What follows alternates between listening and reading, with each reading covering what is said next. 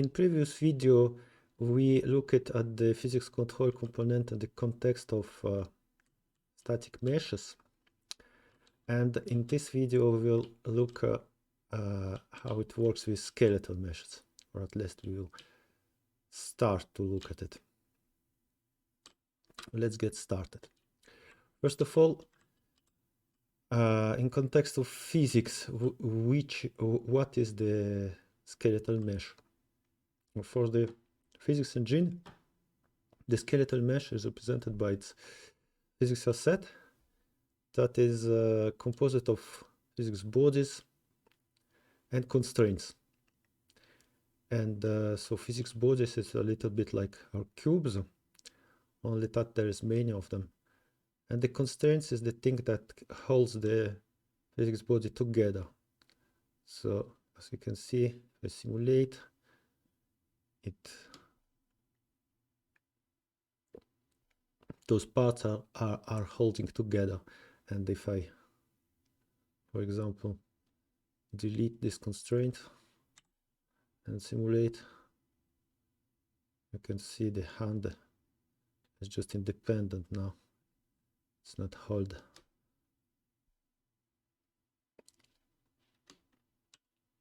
So that's the thing we will have as a beginning, and on this we will add physics controls. And if you remember the previous videos, you remember we added a control and body modifier to each to the physics body of the cube. Here we have many of them, and we need to add a body modifier and not one but two controls to each of them. And this seems like a lot of work, but in fact there is a very handy utility function already prepared for us by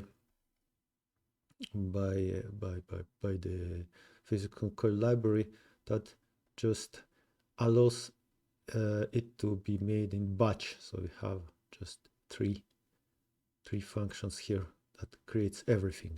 We will see that in a moment. But first, to understand a little bit better what it does, because it does everything automatically, we will a little bit return back and check the control component with a parent. Yesterday we seen a lot of examples of control component without parent, so it's in wall space like this one. So you see, if I go to simulate, if I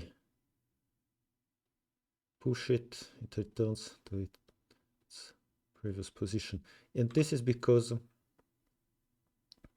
when we create this control, we initialize its target to the original actor transform where it is at the begin play. So if we pull this actor, it will returns to its original place. And you see here this line. You can see in the video there is a line that shows us where the constraint or the control is pulling it. And by the way, I sometimes will call it constraint because I think that basically physics control, it's a controlled constraint of sort, at least. It seems like this.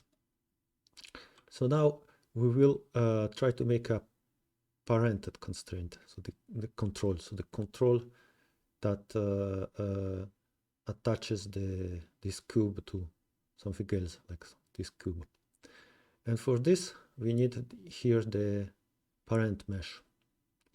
So I added here a variable parent, which is an actor, and then we can choose this, say parent, and say that's our parent. Then we need to take the parent, and this takes the component. So we have to take its root component and convert it to mesh component. And I already prepared this function. As you can see, it's very simple. It takes the parent, check if it's valid, and then casts to mesh and returns. And if there is no parent or this cast doesn't work, it will return null. So we will return to the case there is no parent.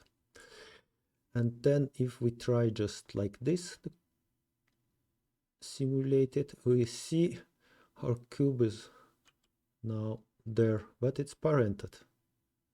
So why it's there? Well, because we took here the transform of the actor in the vault space and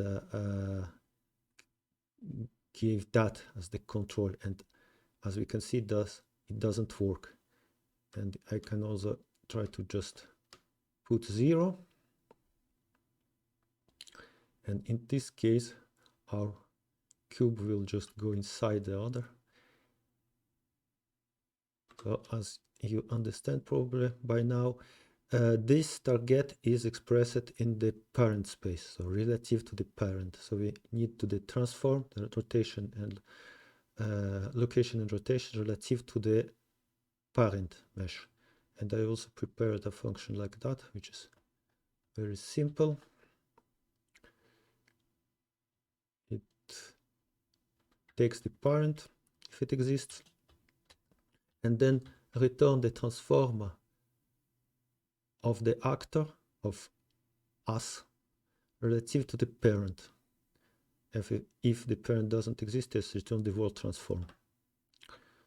And if I use this, so I use this function here and the parent, and in this case you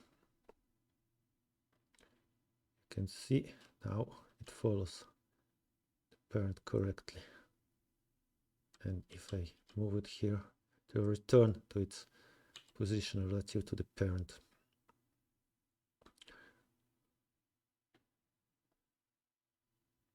Okay, and I can, for fun, also create a chain of those cubes and say that's your parent, it's your parent, and that's your parent. Now everybody follows its parent with a little bit of delay.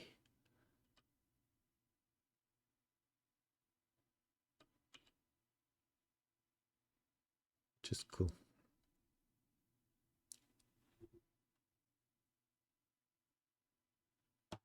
So that shows us that the target here is relative to the parent. It's in the parent space. It's how the parent sees us. Another interesting thing we will that will be useful to understand the skeletal meshes is that here we have control settings, and if we, for example, put 0 in the linear strength, which is used after that in the skeletal meshes, the result will be, as you can imagine, like this. So orientation is followed by the position is not. If we want to make the other cubes follow the position of the parent, we already seen it a little bit in this example. Can take physics control, I'm sorry, physics constraint, physics constraints actor, put it like here somewhere.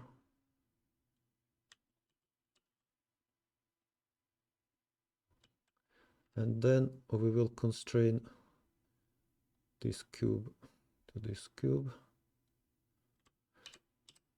and we will check that the linear is locked and the angular is free. So it only ensures that those cubes are, if I rotate this cube will follow. And we still have our physics control that controls the rotation of the child. So now here, if I rotate this, you see it's the same. The first cube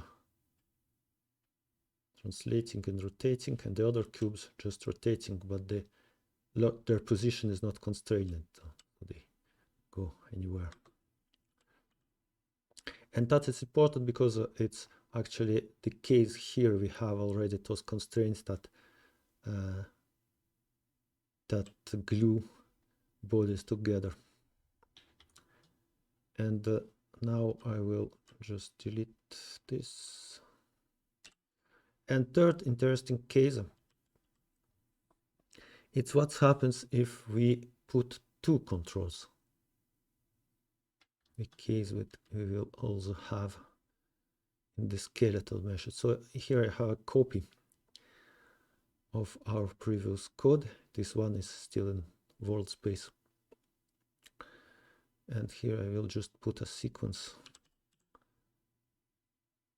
and execute this, then this. So here we'll create a control in the world space, and this will create a control relative to the parent. If now I run it,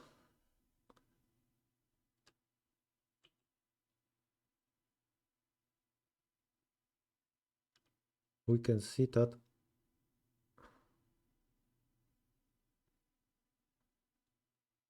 you can see here those lines,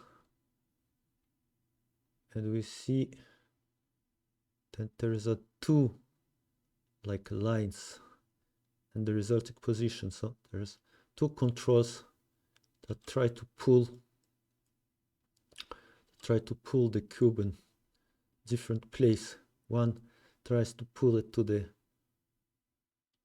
world space position target, and the other to the parent space target, and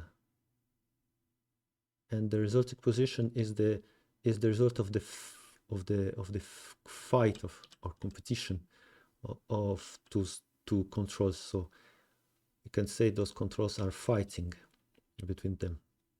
Same here.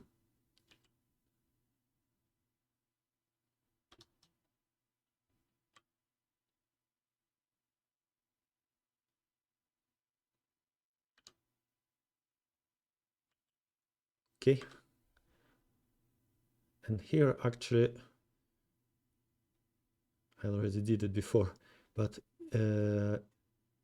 already before, when I was preparing this, I left the body modifier creator attached, so we had 2 times the body modifier created, and this was doing something funny. It was going up like this. So be aware of that. You don't need to create 2 body modifiers if you create 2 controls, which is pretty natural. Okay, so that all the stuff I wanted to show with those cubes.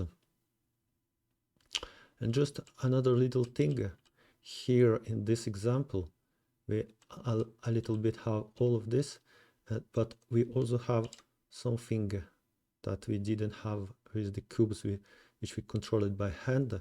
Here we have a control that moves the tail, which is controlled in the tick.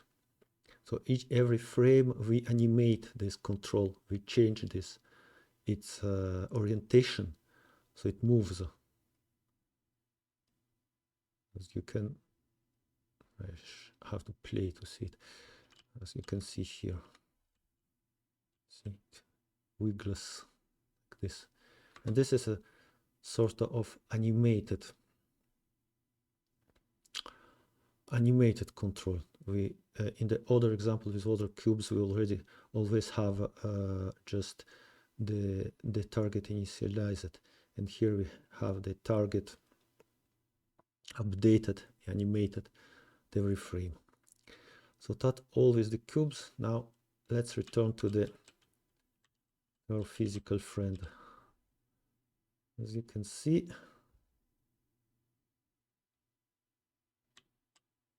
it's just a normal walking animation, and it reacts to the wall that hits him. But otherwise, I take this wall, I take this guy. Actually,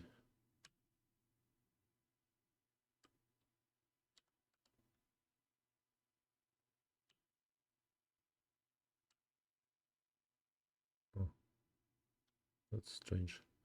The root of the actor is there.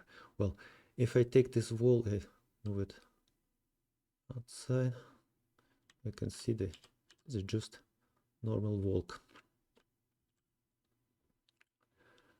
And let's see how it's initialized. So we have this guy. We have the ensure controls event, which is called once. It's called on tick, but just executed once. And this is the event that makes the controls.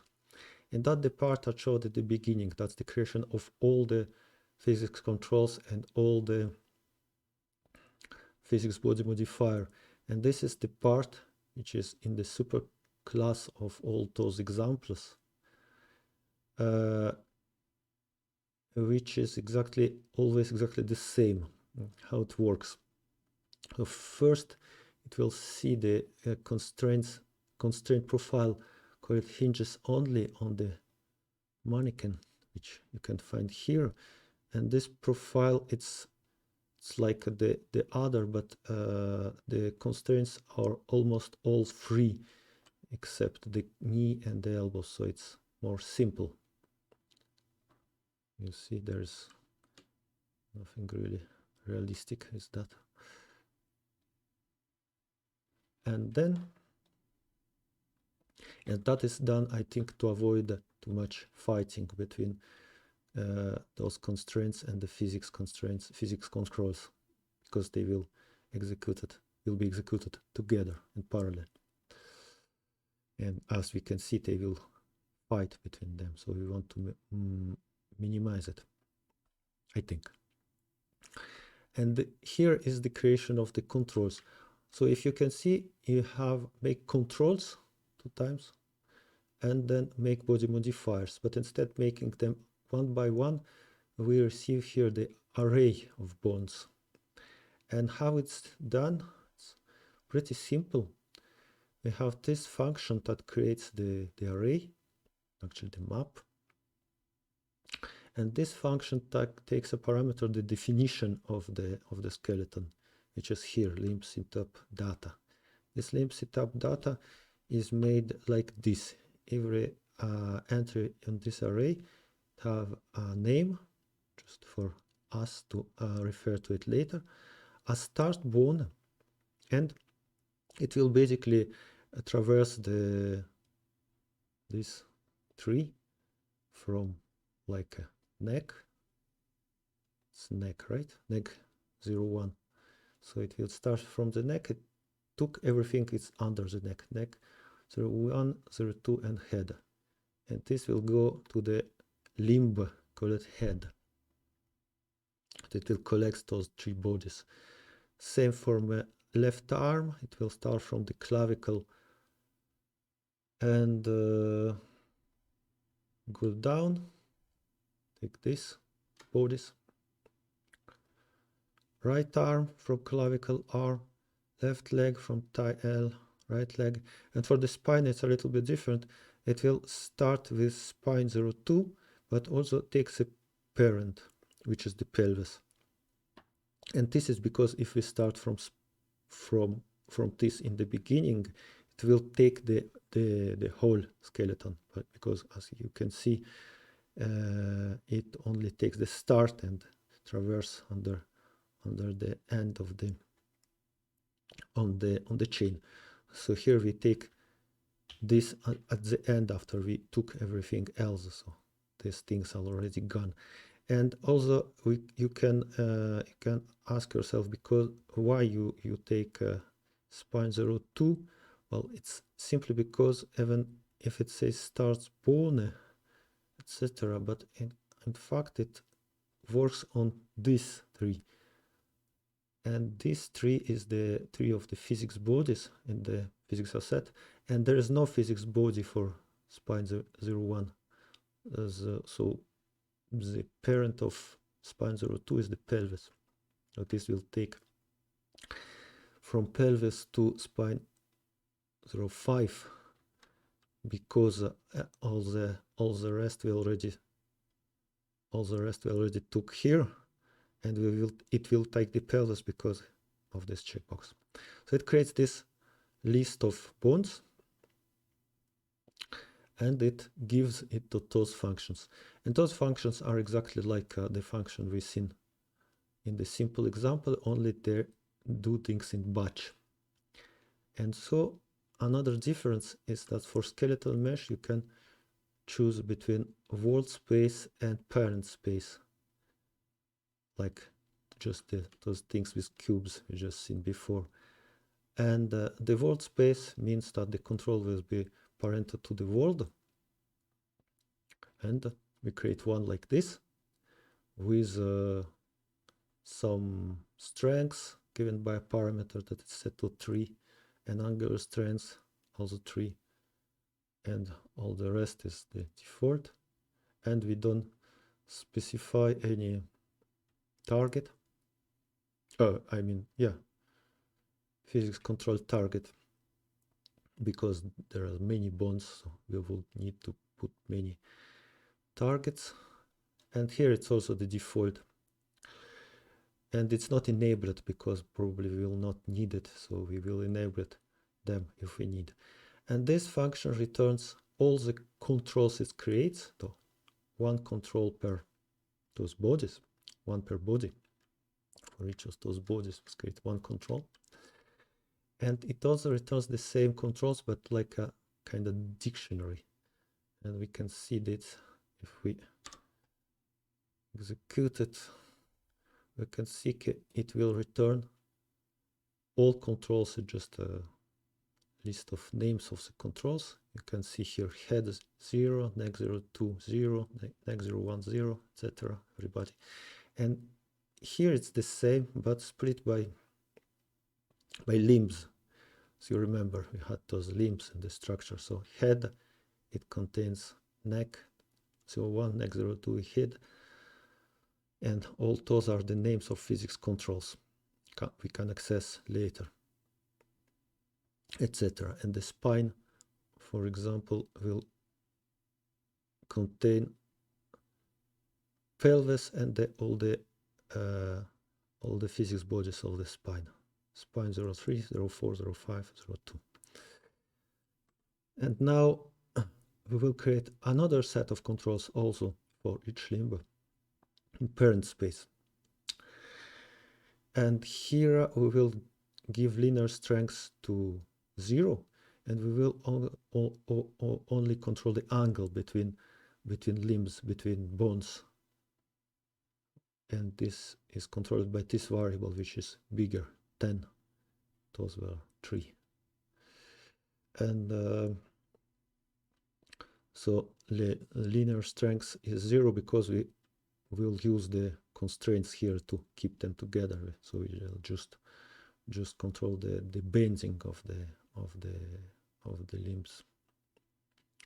And here, if we stop it again, we can see the control have different names. They are called spine 05, neck 010. So it means it's the control between spine and neck, etc. And same here, the same thing but ordered by limb. Okay. And finally we will create the body modifier. And this is also not enabled. And finally we will create body modifier again for each body. And they will be set to static, which means we will not use it physics control on them by default. And if we need to use physics control, we will change that. And this will return the name of the modifiers, which are again next 0, 1, 0, next 0, 2, 0, head 0, etc. The name of the body 0. I suppose if we create two modifiers, it will be 0 and 1 on the same neck. And here, same trick. So that with this, we created all our physics bodies, physics modifiers, and physics controls. We create two physics controls per body. Those are called SK. They are in world space, and those are called AA controls. They are in parent space relative to the parents. Those only control the angular strengths, not the linear strengths. They are held together by those. And at the end, everything here will work together. And if we return to our Walker example, it will, after making controls, it will put every body modifier, so everything created here, it will put everybody to simulated and call follow animation. And all this is made, once on the begin play, on the first tick actually, but once, because this function will clear this variable.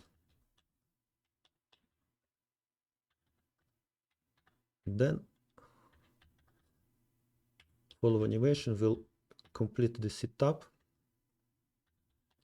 It will take all the world space controls. So in other words, those which controls in world space the linear strengths and the angular strengths, and enable them. But it will not enable the other controls, the parent space. Then it will set again the profile to hinges only. Then it will set the gravity multiplier of all body modifiers to 0. And then it will set the fit to kinematic. So the fit will be not simulated, but kinematic. So we will go through the physics control system, not static, the other type is static, but they will not be simulated. So it's like, if you remember,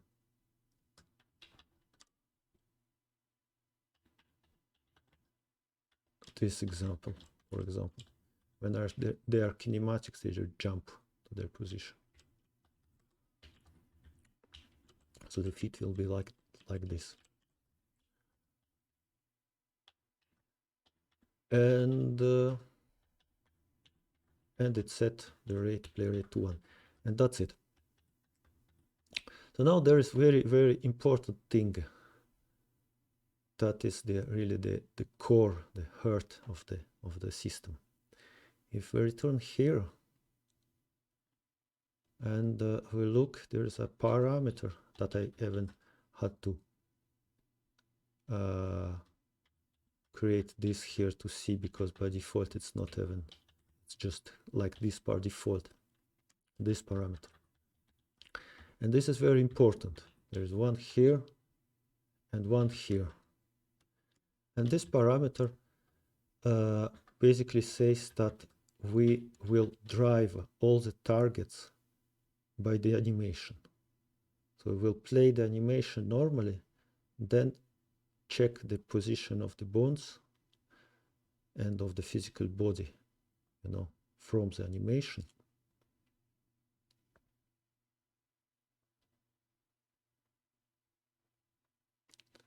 These positions. And then we will give that as target to the physics control. which means if we remove this and this and we hit play, we have this abomination.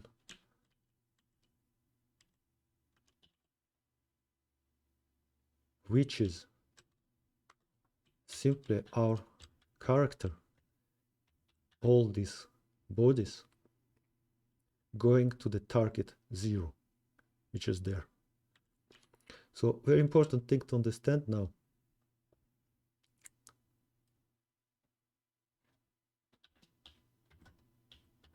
is that this thing, this mesh here, it's actually a ragdoll.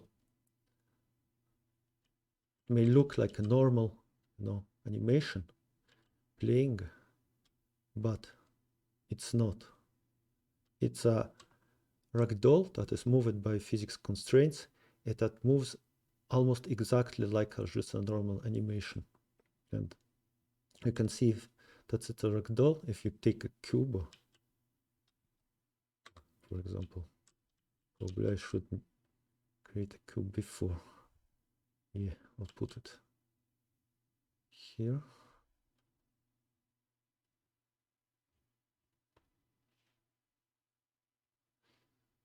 If I take this cube and I hit this character, if nothing hits him, he moves like a normal animated mesh. But now if I hit him with the cube, you can see now you have those constraints that try to pull him in the location where the target from the animation want him to be,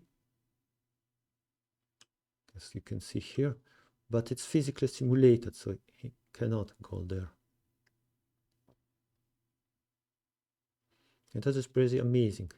So this thing, it looks exactly like a normal character, but it's a ragdoll.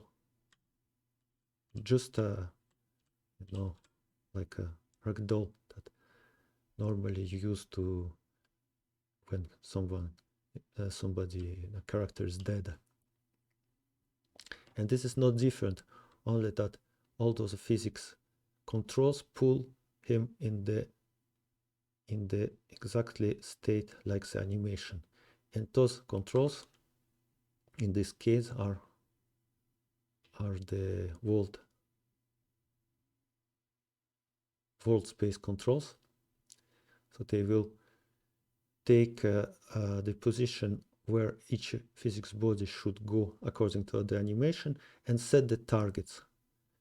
And the character with this strength will try to reach those targets in the world space. And that's the magic of the system. Because if you try to do that with the normal system, it's already difficult to access those constraints. And you can, in theory, control them through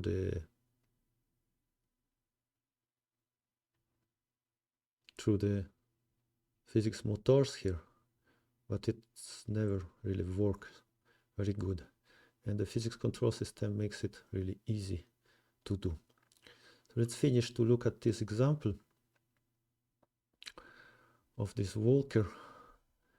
It actually has two states. One state it's here, and if we approach the trigger, it will go to the ragdoll. And this wall normally has to be here to show. And you see.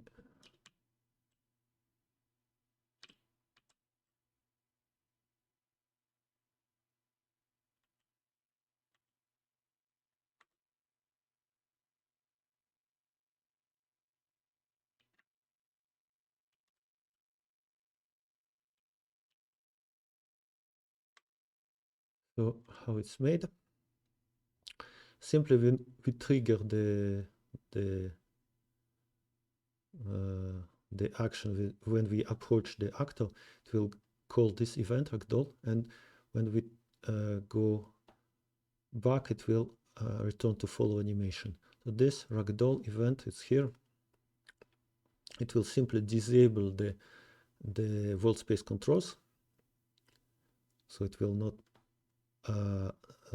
it will no more follow the animation. And as we set everybody to simulate it here, it will be just a normal, Ragdoll. It will set the profile to none, so that is the default profile of this guy, which has a little bit more strength and the constraints, so it will not just fall in a natural way.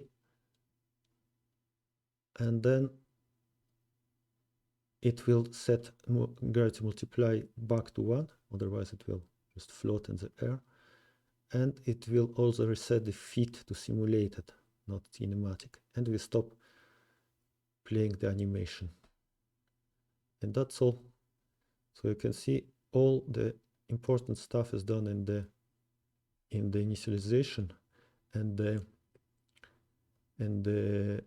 we just change the parameters when we want to follow the animation or we want to go to the Ragdoll mode, and everything else is automatic, which is pretty cool, I think.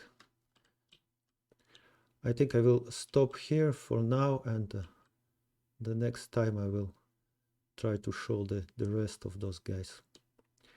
Thank you for watching, and if you have some comments or remarks, or you want to say something, please leave a comment. Goodbye.